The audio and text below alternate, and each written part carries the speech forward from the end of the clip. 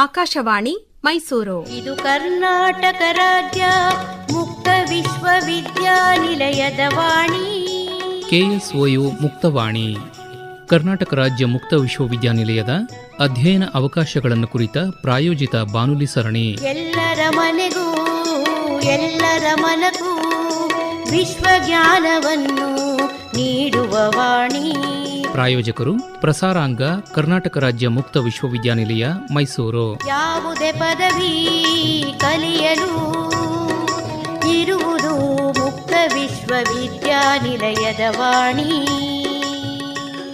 ಕರ್ನಾಟಕ ರಾಜ್ಯ ಮುಕ್ತ ವಿಶ್ವವಿದ್ಯಾನಿಲಯದ ಗಣಿತಶಾಸ್ತ್ರ ಅಧ್ಯಯನ ವಿಭಾಗದಲ್ಲಿರುವ ಅಧ್ಯಯನ ಅವಕಾಶಗಳನ್ನು ಕುರಿತು ಗಣಿತಶಾಸ್ತ್ರ ವಿಭಾಗದ ಸಹಾಯಕ ಪ್ರಾಧ್ಯಾಪಕರಾದ ಡಾ ನಂದೀಶ್ ಕೆಸಿ ಅವರೊಂದಿಗಿನ ಸಂದರ್ಶನದ ಮೊದಲ ಭಾಗ.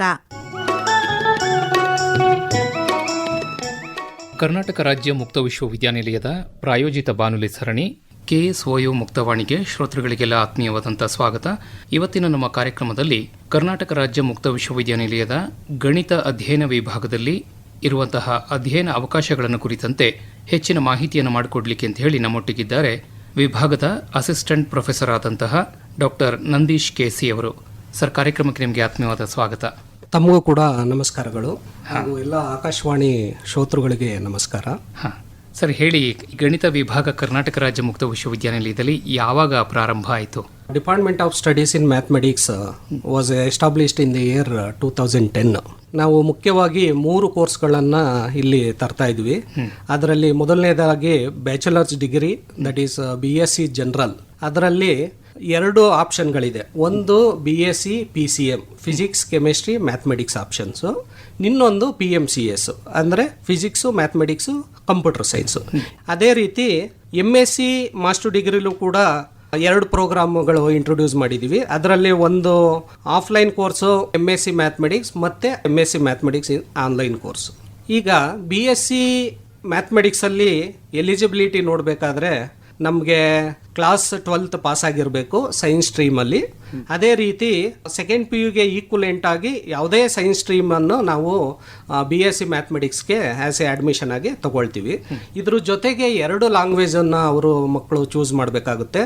ಕನ್ನಡ, ಹಿಂದಿ, ಇಂಗ್ಲೀಷ್, ತೆಲುಗು, ಸಂಸ್ಕೃತ್, ಉರ್ದು, ಈ ಇಷ್ಟೂ ಭಾಷೆಗಳಲ್ಲಿ ಯಾವುದಾದ್ರು ಒಂದು 2 ಭಾಷೆಗಳನ್ನು ಮಕ್ಕಳು ಕಲಿಬೇಕಾಗುತ್ತೆ. ಇದು CBCS ಸೆಮಿಸ್ಟರ್ ಸ್ಕೀಮ್ ಆಗಿರೋದ್ರಿಂದ 6 ಸೆಮಿಸ್ಟರ್ಗಳನ್ನು ವಿದ್ಯಾರ್ಥಿಗಳು ಕಲಿಬೇಕು.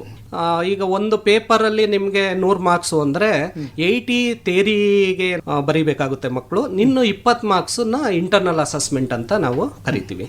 ಈ 80 ಥಿಯರಿ ಮಾರ್ಕ್ಸ್ ಏನು ಬರುತ್ತೆ ಅದು ಆನ್ಯುವಲ್ ಎಕ್ಸಾಮಿನೇಷನ್ ಅಂತ ಕನ್ಸಿಡರ್ ಮಾಡ್ತೀವಿ. ಅದರಲ್ಲಿ ಮಿನಿಮಮ್ ಅವರು 27 ಮಾರ್ಕ್ಸನ್ನು 80ಕ್ಕೆ ತೆಗಿಬೇಕಾಗುತ್ತೆ. ಈ 20 ಮಾರ್ಕ್ಸ್ ಏನಿದೆ ಅದನ್ನ ಇಂಟರ್ನಲ್ ಅಸೆಸ್ಮೆಂಟ್ ಅಂತ ಇರ್ತೀವಿ. ಅದಕ್ಕೊಂದು 2-3 ಕ್ವಶನ್ಸ್ ಡಿಪಾರ್ಟ್ಮೆಂಟ್ ಇಂದ ಕೊಡ್ತೀವಿ. ಅದನ್ನ ಅವರು ಬರೆದು ನಮಗೆ ಆನ್ಲೈನಲ್ಲೇ ಅದನ್ನ ನಮ್ಮ KSOU ಪ್ಲಾಟ್ಫಾರ್ಮ್ ಅಲ್ಲಿ ಅದನ್ನ ಸಬ್ಮಿಷನ್ ಮಾಡಿದ್ರೆ ನಾವು ಎವಾಲ್ಯೂಯೇಟ್ ಮಾಡ್ತೀವಿ. ಅದೇ ರೀತಿ ಪ್ರಾಕ್ಟಿಕಲ್ ಅಲ್ಲೂ ಇದೆ. ಈ ಪ್ರಾಕ್ಟಿಕಲ್ ಬಂದು ಒಂದು ಸೆಮಿಸ್ಟರ್ಗೆ 50 ಮಾರ್ಕ್ಸ್, ಅದರಲ್ಲಿ 40 ಮಾರ್ಕ್ಸ್ ಬಂದು ಅವರು ಎಕ್ಸಾಮ್ ಇರುತ್ತೆ, ಪ್ರಾಕ್ಟಿಕಲ್ ಎಕ್ಸಾಮಿನೇಷನ್ಸ್ ಇರುತ್ತೆ. 10 ಅದರಲ್ಲೂ ಕೂಡ ಇಂಟರ್ನಲ್ ಅಸೆಸ್ಮೆಂಟ್ ಇರುತ್ತೆ. ಅವರು ರೆಕಾರ್ಡು ಮತ್ತೆ ಇಂಟರ್ವ್ಯೂ ಹೇಗೆ ಮಾಡ್ತಾರೆ ಅದ್ರ ಮೇಲೆ ನಾವು 10 ಮಾರ್ಕ್ಸ್ ಅಸೈನ್ ಮಾಡ್ತೀವಿ. ಪ್ರತಿಯೊಬ್ಬರು ಕೂಡ ಆಲ್ ಓವರ್ ಕರ್ನಾಟಕದಲ್ಲಿ ಮೈಸೂರು ಹೆಡ್ ಆಫೀಸ್ಗೆ ಬಂದು ಪ್ರಾಕ್ಟಿಕಲ್ ಕ್ಲಾಸಸ್ನ ಅಟೆಂಡ್ ಮಾಡಬೇಕಾಗುತ್ತೆ. ಇದು 1 ವಾರಗಳ ಕಾಲ ನಡೆಯುತ್ತೆ. ಈಗ ನಿಮಗೆ ಯಾವ್ದು ಪೇಪರ್ಸ್ ಅಂತ ಅಂದ್ರೆ ಇಲ್ಲಿ ಮ್ಯಾಥಮೆಟಿಕ್ಸ್ 1 ಅಂತ ಅದನ್ನ ಫಸ್ಟ್ ಸೆಮಿಸ್ಟರ್ ಅಲ್ಲಿ ಕಲಿತೀವಿ.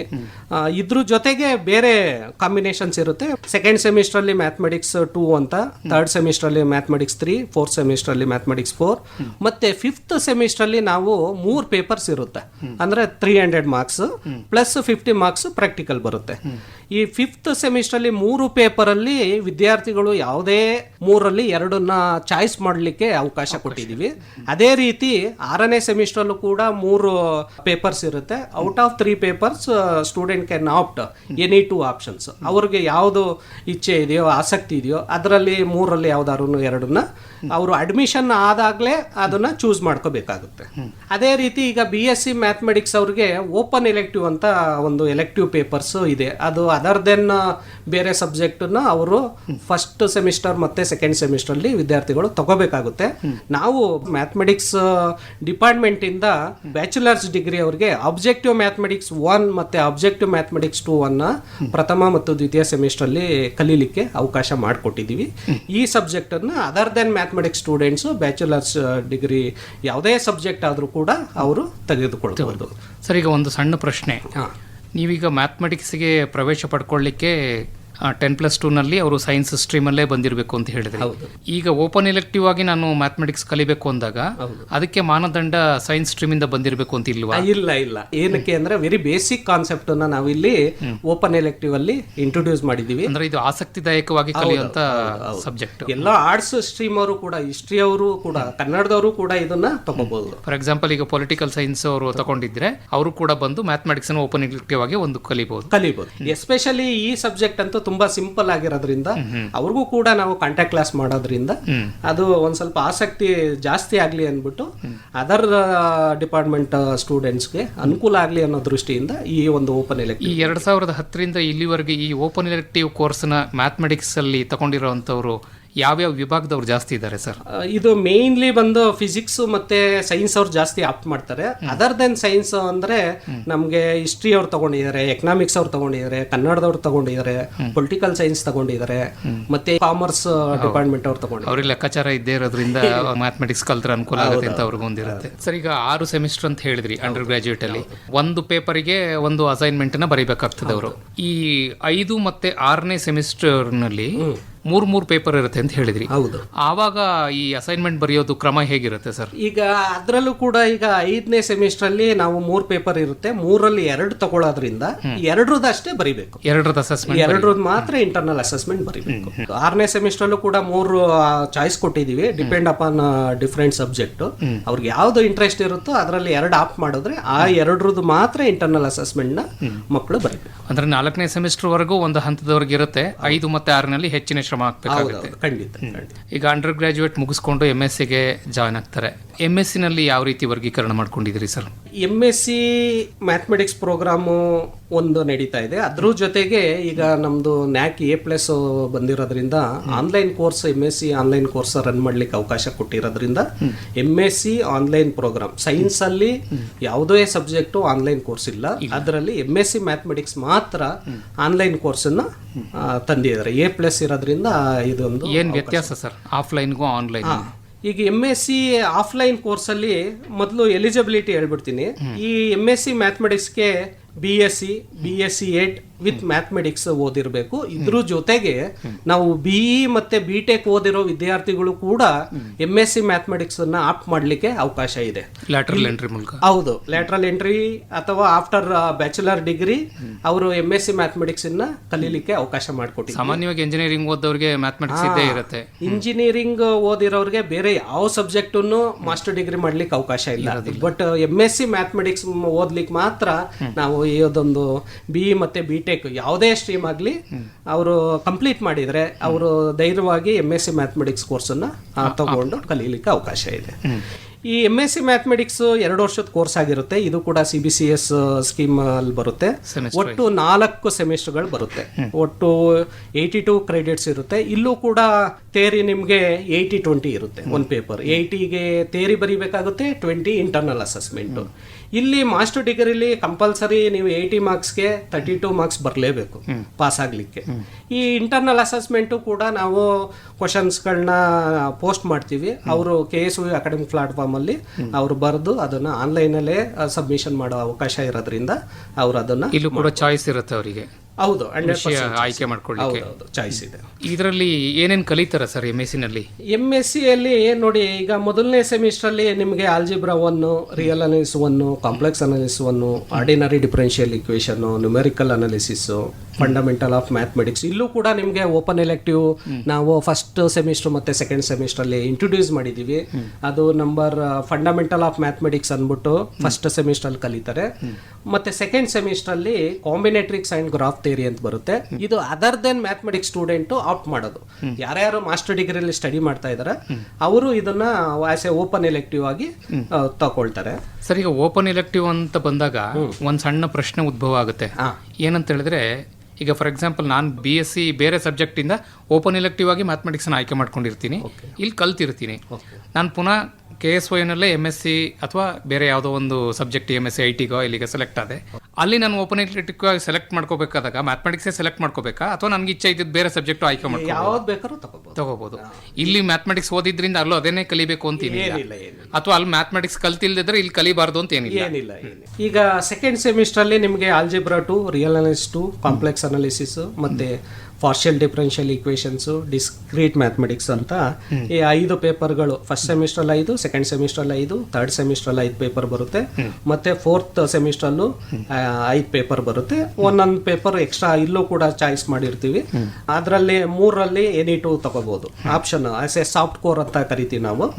ಒಂದು ಹಾರ್ಡ್ ಕೋರ್ ಮತ್ತೆ ಸಾಫ್ಟ್ ಕೋರ್ ಅಂತ ಬರುತ್ತೆ. ಈ ಕಂಪಲ್ಸರಿ ಹಾರ್ಡ್ ಕೋರ್ ಅಂದ್ರೆ ಕಂಪಲ್ಸರಿ ನೀವು ತಗೊಳ್ಳೇಬೇಕಾಗುತ್ತೆ. ಯಾವುದು ಥರ್ಡ್ ಸೆಮಿಸ್ಟರ್ ಮತ್ತೆ ಫೋರ್ತ್ ಸೆಮಿಸ್ಟರ್ ಅಲ್ಲಿ ಇದನ್ನ ಕಲೀಲೇಬೇಕಾಗುತ್ತೆ. ಅದು ಈ ತರ MSc ಮ್ಯಾಥಮೆಟಿಕ್ಸ್ ಆಫ್ಲೈನ್ ಪ್ರೋಗ್ರಾಮ್ ಆಗಿರೋದ್ರಿಂದ ಕಾಂಟ್ಯಾಕ್ಟ್ ಕ್ಲಾಸ್ ಅನ್ನು ನಾವು ಇಲ್ಲೇ ಹೆಡ್ ಆಫೀಸ್ ಅಲ್ಲಿ ಅಥವಾ ಬೇರೆ ಬೇರೆ ಸ್ಟಡಿ ಸೆಂಟರ್ ಅಲ್ಲಿ ಕರಿತೀವಿ. ಈಗ ಸದ್ಯ ಈಗ ಇದನ್ನು ಕೂಡ ನಾವು ಆನ್ಲೈನ್ ಕ್ಲಾಸಸ್ ಲೈವ್ ಆಗಿ ಮಾಡ್ತೀವಿ ಅಥವಾ ವಿಡಿಯೋ ಏನಾದ್ರು ಕ್ಲಾಸಸ್ ಮಾಡಿ ಅದನ್ನ ವಿಡಿಯೋ ರೆಕಾರ್ಡಿಂಗ್ ಕೂಡ ಅಪ್ಲೋಡ್ ಮಾಡ್ತಾ ಇದೀವಿ. ಎಷ್ಟು ದಿನ ನಡೆಯುತ್ತೆ ಸರ್ ಕಾಂಟ್ಯಾಕ್ಟ್ ಕ್ಲಾಸ್ಗಳು? ಕಾಂಟ್ಯಾಕ್ಟ್ ಪ್ರೋಗ್ರಾಮ್ ಇದು 10 days ಇರುತ್ತೆ. ಪ್ರತಿಯೊಂದು ಸಬ್ಜೆಕ್ಟ್ಗೂ 12 hours ನಾವು ನಿಗದಿ ಮಾಡಿದ್ದೀವಿ ಆಫ್ಲೈನ್ ಇರೋದ್ರಿಂದ.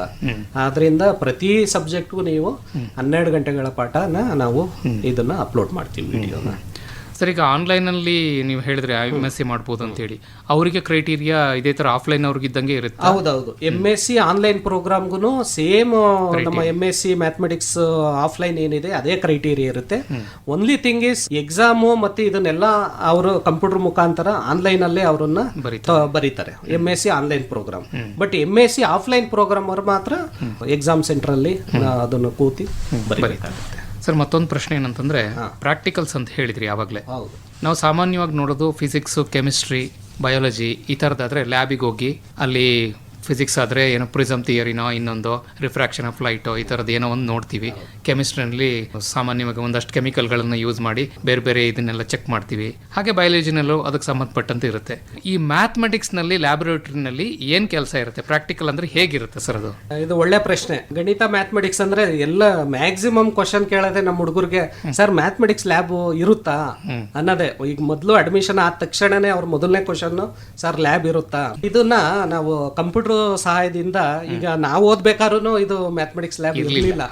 ಈಗ ಒಂದ್ ಸ್ವಲ್ಪ ಮಕ್ಕಳಿಗೆ ಕೌಶಲ್ಯವಾಗಿ ಅವ್ರಿಗೆ ಮ್ಯಾಥಮೆಟಿಕಲ್ ಈಕ್ವೇಶನ್ಸ್ ಮತ್ತೊಂದು ಸರಳೀಕರಣವಾಗಿ ಅವ್ರಿಗೆ ಅರ್ಥ ಆಗ್ಲಿ ಅನ್ನೋ ದೃಷ್ಟಿಯಿಂದ ಮ್ಯಾಥಮೆಟಿಕ್ಸ್ ಲ್ಯಾಬ್ ಅನ್ನ ಇಂಟ್ರೊಡ್ಯೂಸ್ ಮಾಡಿದ್ದಾರೆ. ಇದರಲ್ಲಿ ಏನಂದ್ರೆ ನಾವು ಕಂಪ್ಯೂಟರ್ ಸಾಫ್ಟ್ವೇರ್ ಗಳಿದೆ. ಕಂಪ್ಯೂಟರ್ ಸಾಫ್ಟ್ವೇರ್ ನ ಯೂಸ್ ಮಾಡಿಕೊಂಡು ನಾವು ಕ್ಲಾಸ್ ಅಲ್ಲಿ ಹೇಗೆ ಒಂದು ಈಕ್ವೇಶನ್ ನ ಸಾಲ್ವ್ ಮಾಡ್ತೀವೋ ಅದೇ ಈಕ್ವೇಶನ್ ನ ನಾವು ಒಂದು ಕಂಪ್ಯೂಟರ್ಗೆ ಟೈಪ್ ಮಾಡಿದಾಗ ಅಲ್ಲಿ ಒಂದು ಸಾಫ್ಟ್ವೇರ್ ಡೆವಲಪ್ ಮಾಡ್ತೀವಿ. ಆ ಸಾಫ್ಟ್ವೇರ್ ಅಲ್ಲಿ ಅದು ಕ್ಲಿಯರ್ ಆಗಿ ಒಂದು ಆನ್ಸರ್ನ ಕೊಡುತ್ತೆ.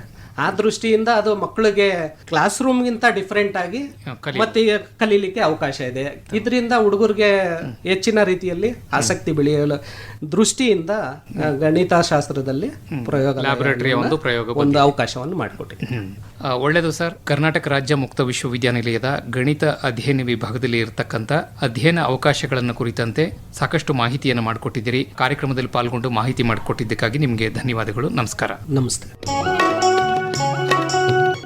ಕರ್ನಾಟಕ ರಾಜ್ಯ ಮುಕ್ತ ವಿಶ್ವವಿದ್ಯಾನಿಲಯದ ಗಣಿತಶಾಸ್ತ್ರ ಅಧ್ಯಯನ ವಿಭಾಗದಲ್ಲಿರುವ ಅಧ್ಯಯನ ಅವಕಾಶಗಳನ್ನು ಕುರಿತು ಗಣಿತಶಾಸ್ತ್ರ ವಿಭಾಗದ ಸಹಾಯಕ ಪ್ರಾಧ್ಯಾಪಕರಾದ ಡಾ ನಂದೀಶ್ ಕೆಸಿ ಅವರೊಂದಿಗಿನ ಸಂದರ್ಶನದ ಮೊದಲ ಭಾಗ ಕೇಳಿದಿರಿ. ಸಂದರ್ಶಕರು ಎಸ್ ಲಕ್ಷ್ಮೀನಾರಾಯಣ. ಈ ಕಾರ್ಯಕ್ರಮದ ಮುಂದುವರೆದ ಭಾಗ ಇಂದು ಸಂಜೆ 5:40 KSOU ಮುಕ್ತವಾಣಿ. ಕರ್ನಾಟಕ ರಾಜ್ಯ ಮುಕ್ತ ವಿಶ್ವವಿದ್ಯಾನಿಲಯದ ಅಧ್ಯಯನ ಅವಕಾಶಗಳನ್ನು ಕುರಿತ ಪ್ರಾಯೋಜಿತ ಬಾನುಲಿ ಸರಣಿ ಕೇಳಿದಿರಿ. ಕಲಿಯಲು ಇಲ್ಲ ವಯಸ್ಸಿನ ಮಿತಿಯು, ಜೀವನಕ್ಕಿಲ್ಲ ಯಾವುದೇ ತಡೆಯು. ಕಾರ್ಯಕ್ರಮವನ್ನು ಪ್ರಾಯೋಜಿಸಿದವರು ಪ್ರಸಾರಾಂಗ ಕರ್ನಾಟಕ ರಾಜ್ಯ ಮುಕ್ತ ವಿಶ್ವವಿದ್ಯಾನಿಲಯ, ಮೈಸೂರು. ಪುಸ್ತಕ ಪಾಠ, ಅಧ್ಯಾಪಕರ ಪ್ರವಚನ, ಮಾಹಿತಿ ಅಂಗೈಲೇ ಇರುವುದು. ಶೀರ್ಷಿಕೆ ಗೀತೆ ರಚನೆ ಡಾ ಆರ್ ಸಂತೋಷ್ ನಾಯಕ್. ರಾಗ ಸಂಯೋಜನೆ ಹಾಗೂ ಗಾಯನ ಜಿ ಪುಷ್ಪಲತಾ. ನಿರ್ಮಾಣ ಎನ್ ಕೇಶವಮೂರ್ತಿ. ಕಲಿಯಲು ತಿಳಿಯಲು ಜಗವನು ತಿರುಗಲು ಮುಕ್ತ ವಿಶ್ವವಿದ್ಯಾಲಯವು ನಿಮ್ಮೊಂದಿಗೆ ಇರುವುದು. ಈ ಕಾರ್ಯಕ್ರಮ ಆಕಾಶವಾಣಿ ಮೈಸೂರು ಕೇಂದ್ರದಿಂದ ಮೂಡಿಬಂತು.